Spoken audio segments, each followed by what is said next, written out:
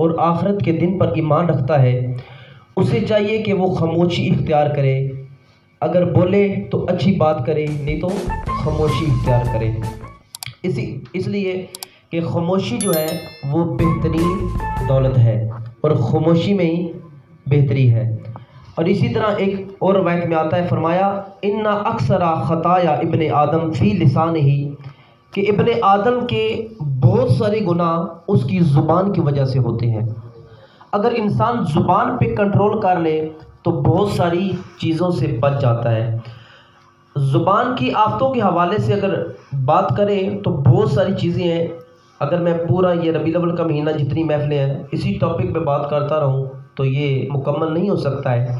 بہرحال ایک حدیث مبارکہ کے الفاظ ہیں من صمت نجا، سرکار نے فرمایا جو خاموش رہا وہ نجات پا گیا، جو خاموش رہا وہ نجات پا گیا۔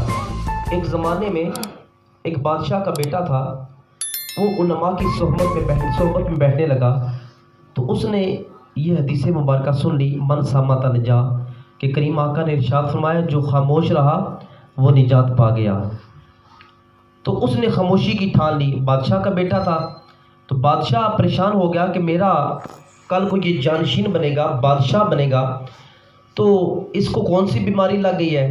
اب بادشاہ نے بڑے بڑے حکیموں کو، طبیبوں کو بلوایا لیکن علاج نہ ہو سکا۔ آخر میں ایک حکیم صاحب آئے، انہوں نے کہا بادشاہ سلامت، لگتا ہے اس کے دماغ کو کوئی مسئلہ ہو گیا ہے، صبح سویرے جب ٹھنڈی ہوائیں چلتی ہیں تو اس کو باہر سیر کے لیے بھیجا کرے، ساتھ میں کوئی شکاری بھی ہو تاکہ یہ ٹھنڈی ٹھنڈی ہوا اس کے دماغ کو لگے، اس کا دماغ کھل جائے گا۔ اور روز کا معمول آپ نے پوچھنا ہے، وہ روز سیر کے لیے جاتا بادشاہ کا بیٹا، ساتھ شکاری بھی جاتا آ جاتے۔ ایک دن کیا ہوا کہ شکاری اور بادشاہ کا بیٹا جب گزرے ایک درخت کے نیچے سے، اور اوپر سے جب گزر گئے تو فاختہ کے بولنے کی آواز آئی۔ جب فاختہ بولی تو شکاری پلٹا، وہ غلام پلٹا، شکاری جو تھا اس نے ایک تیر مارا، فاختہ پھڑپھڑاتی ہوئی زمین پر آ گری۔ وہ بادشاہ کا بیٹا پکار اٹھا صدقت یا رسول اللہ، من صمت نجا، آقا آپ نے سچ فرمایا تھا جو خاموش رہا وہ نجات پا گیا۔ اب جب وہ گھر پہنچا بادشاہ کو بتایا کہ اس نے یہ معاملہ ہوا ہے، فاختہ جب بولی تو میں نے تیر مارا۔ بادشاہ کو سمجھ آ گئی کہ اس کو بیماری نہیں ہے، یہ تو قصداً اس نے خاموشی اختیار کی ہوئی ہے۔ اس نے کہا کہ جلاد کو بلوایا اور کہا اسے الٹا لٹکا کر کوڑے مارنا شروع کر دو۔ جب کوڑے مارے گئے تو بادشاہ کا بیٹا پھر پکار اٹھا صدقت یا رسول اللہ، من صمت نجا، یا رسول اللہ آپ نے سچ فرمایا تھا جو خاموش رہا وہ نجات پا گیا۔ فاختہ بولی وہ ماری گی، میں بولا میں مارا گیا۔ تو خاموشی جو ہے دوستو وہ بہترین دولت ہے۔